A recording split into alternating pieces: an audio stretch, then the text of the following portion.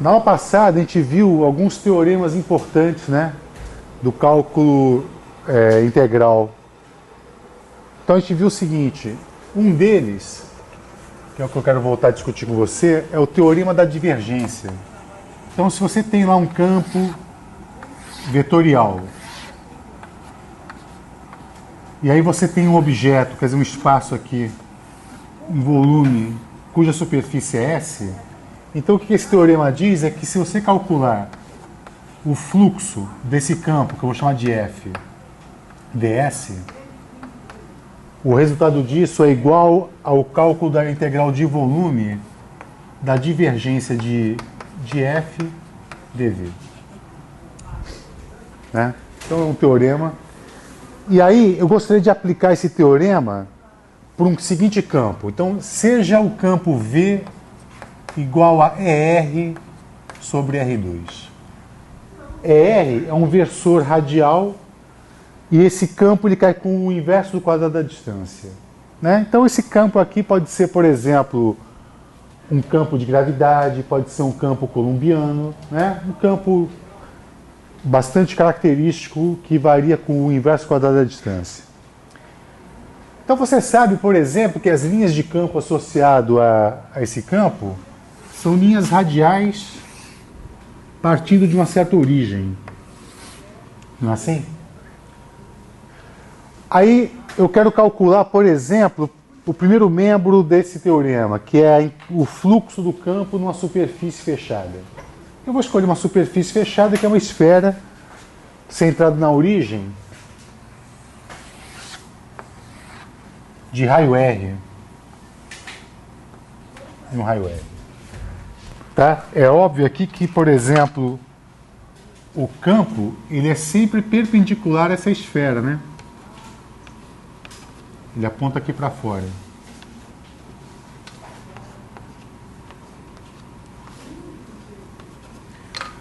Então vamos calcular essa quantidade. Vamos calcular o fluxo de V ds nessa superfície fechada. Você lembra como é que se escreve o elemento de superfície em coordenadas esféricas? Né? Eu quero o elemento de superfície. Para eu construir o elemento de superfície aqui, por exemplo, eu faço uma variação no ângulo θ por um R fixo. Aí eu projeto este R no plano, né, um R seno θ, e faço uma variação em φ. Então esse cara aqui, ó, é um elemento ds. E eu vou escrever o ds assim. ds. Então, é o R dθ, né? O lado desse retângulo, por exemplo, é um R dθ. Aí você projeta no plano R seno θ e faz uma variação em φ. Vezes um R seno θ dφ. Apontando, quer dizer, e aí o versor normal à superfície aponta na direção radial. Então isso aqui aponta na direção R. Lembra disso? Então eu vou escrever isso aqui como sendo ds igual a R2 seno θ dθ dφ.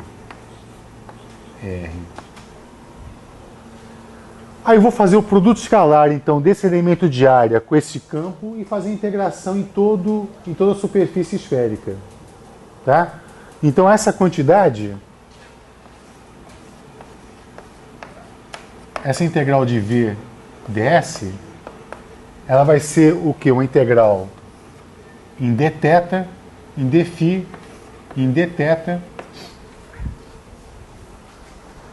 Como tanto o campo V quanto o elemento de área apontam na mesma direção, o produto escalar é trivial, né?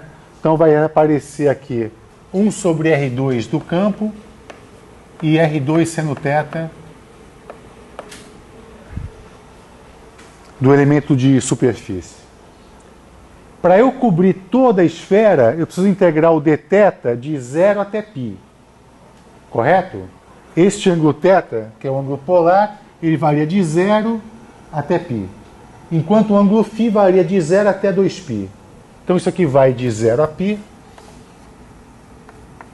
Isso aqui vai de 0 até 2π. Correto? Aí você cancela isso aqui. Aí você tem uma integral de seno θ. A integral em φ está fatorada, vai dar 2π. A integral em seno θ dθ de 0 a π vai dar 2. Então esse resultado vai te dar 4π. 4π. Tá? Bom, quanto você espera que dê o resultado da integral de volume da divergência de V? 4π. Bom, vamos ver se é verdade isso. Então agora eu vou fazer a integral de volume V. Como V só tem componente radial, eu só vou pegar a componente radial da divergência. Então a divergência de V vai ser dado como sendo 1 sobre R2, derivada parcial com respeito a R, R2 vezes VR. Onde VR é a componente radial do campo V. Mas o campo V só tem componente radial. Ele tem simetria angular completa, né? Não depende nem de θ e nem de φ.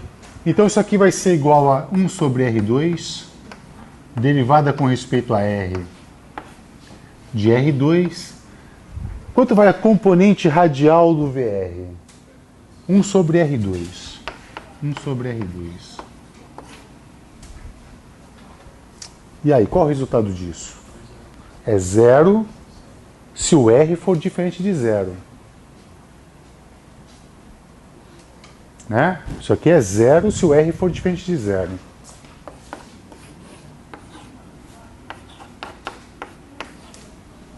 E se o R for igual a 0? Eu vou ter 0 sobre o infinito que vai ao quadrado ali embaixo, né? Eu tenho uma divergência ali, na verdade. Eu tenho uma divergência que vem desse cara aqui, quando o R tende a 0. Essa divergência, ela diverge mais rapidamente para infinito do que esse cara aqui vai a 0, de forma linear. Então aqui eu tenho uma inconsistência, na verdade. Quer dizer, como é que eu vou retratar isso? Como é que eu vou fazer essa integração?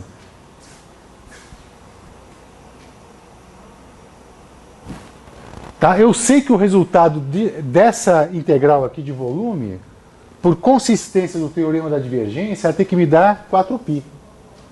Correto? Só que eu não sei agora como lidar com esse resultado. Como é que eu vou fazer essa integração aqui? Ali está me dando 0 infinito. Para consertar esse tipo de problema, é que se criou uma função, que na verdade é uma distribuição, chamada função delta de Dirac. Tá? Então a gente vai consertar isso daqui a pouco, só que antes eu vou ter que introduzir para você um conceito de uma distribuição, uma função de distribuição chamada função delta de Dirac. Eu preciso saber representar uma função que vale 0 em todos os pontos e vale infinito na origem. E ainda assim, ela tem um comportamento, ela pode ser integrável, por exemplo. Né? Então, como é que a gente vai definir isso? Então, a função que a gente vai definir, chamada função delta de Dirac, eu vou definir como sendo um limite de alguma distribuição. Por exemplo, imagina que eu tenho uma função que ela é assim, ó. Então aqui a função f de x, e aqui é x, e ela é assim. Aqui ela vale a, aqui ela vale menos a, e aqui ela vale 1 sobre 2a.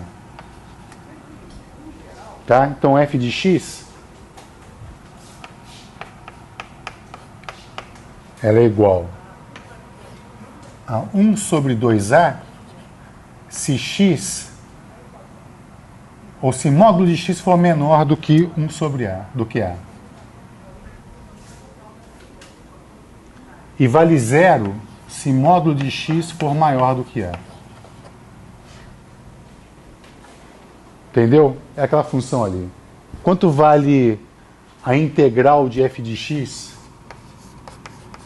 dx de menos infinito até mais infinito. Tá, isso aqui vale 1. Isso aqui vale 1.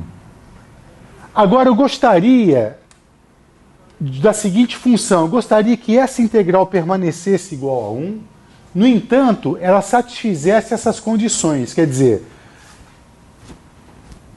f de x valeria 0 para x diferente de 0.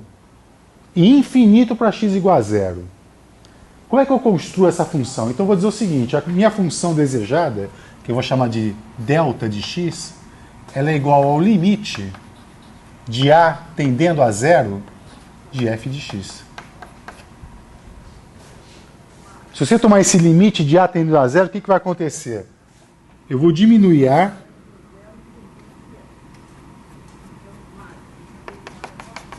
e aqui ele vai subir, né? De tal maneira que a área permanece a mesma, igual a 1. Essa integral aqui não muda. Tá? Então, essa aqui é uma espécie de uma representação da função delta. Então, esta função, quando integrada em todo o domínio de menos infinito até mais infinito, ela continua dando 1. Né? Isso aqui é chamado uma representação da minha função delta. Há outras representações. Vamos pegar uma outra representação.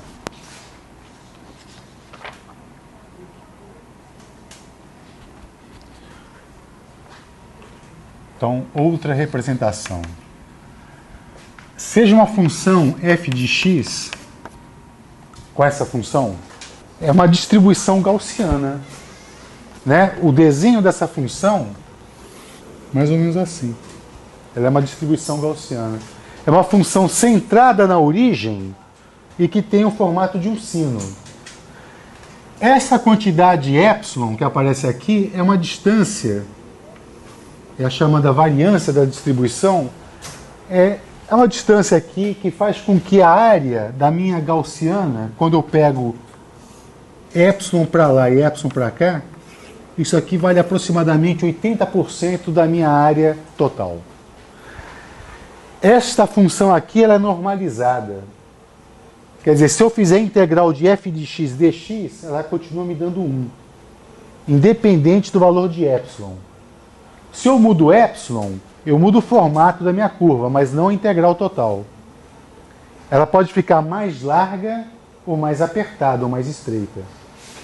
Se eu fizer epsilon muito pequeno, o que você acha que vai acontecer com epsilon muito pequeno?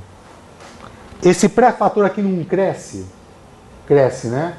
Esse cara vai se tornar cada vez mais alto e ela se torna cada vez mais estreita. Tá vendo isso ou não? O que você acha que acontece quando eu pego o limite de epsilon tendendo a 0? Ela não vai convergir para uma função delta? Vai, não vai? Então, essa é uma outra representação da função delta. Eu posso dizer o seguinte, delta de x é o limite para epsilon tendendo a 0 do f de x, onde o f de x agora é uma função gaussiana. Tá? Há outras possibilidades de você representar a função delta de Dirac. Várias outras funções. Aí só tem dois exemplos. Um bastante simples e um bastante utilizado, digamos assim. Tá bom? Agora, o mais importante é o seguinte, existe uma propriedade da função delta de Dirac, né? Então, por exemplo, a gente sabe que integral de delta de x dx é 1. E delta de x é tal que ela vale 0 quando o x é diferente de 0 e vale infinito quando o x é igual a 0. Então, uma função bastante atípica, mas muito útil. Você vai ver, por exemplo, quando eu precisar representar a densidade de cargas de uma partícula pontual como é o elétron, eu vou representar por uma função delta de Dirac. Né? Eu posso representar, por exemplo, uma distribuição de carga segundo uma função gaussiana. Né? Mas se eu tomar esse limite, por exemplo, eu posso representar um elétron pontual com essa função delta de Dirac. A propriedade fundamental da função delta de Dirac é a seguinte. é a integral de f de x, uma função qualquer de x, vezes delta de x dx, de menos infinito a mais infinito. Quanto vale isso? Isso aqui é o seguinte, na verdade, eu vou fazer o desenho para dizer o resultado depois. Essa função delta, ela é uma coisa assim, né? Quer dizer, é mais do que isso. Ela vai para o infinito aqui e a largura aqui é zero. E aí eu tenho uma função qualquer f de x. Isso aqui é meu f de x. Aí eu tenho que fazer o produto da delta com f de x.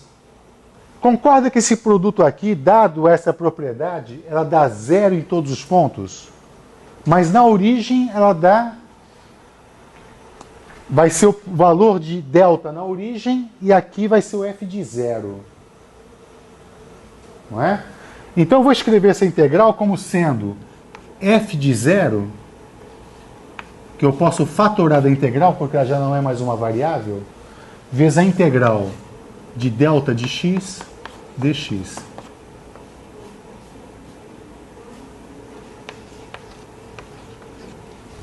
Isso aqui vai dar 1, né? Então isso aqui vai ser igual a f de zero. Essa propriedade é a mais importante das propriedades da função delta, chamada propriedade de filtragem, tá? Uma consequência disso, dessa propriedade de filtragem, é a seguinte. Então, a integral de f de x de delta de x menos a dx, de menos infinito até mais infinito, quanto você espera que dê isso? F de a, né? Agora a função delta foi deslocada para a, não? Tá bom, então isso vai dar o f de a.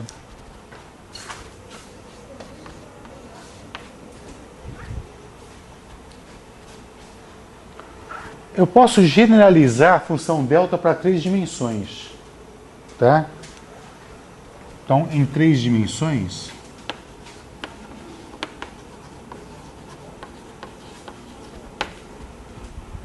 eu posso escrever o seguinte: a integral de menos infinito a mais infinito.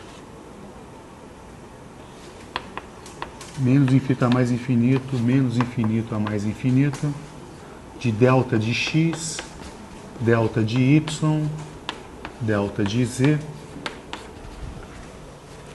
dx, dy, dz. Igual a 1.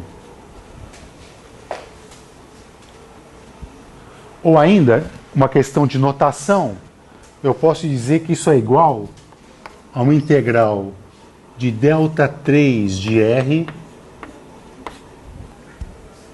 Entende essa notação ou não? O que eu quero dizer com delta 3 de r? É a função delta em 3 dimensões, que em coordenadas cartesianas eu escrevo dessa forma aqui. dv. Significa que eu estou integrando um volume. Isso aqui vai dar 1.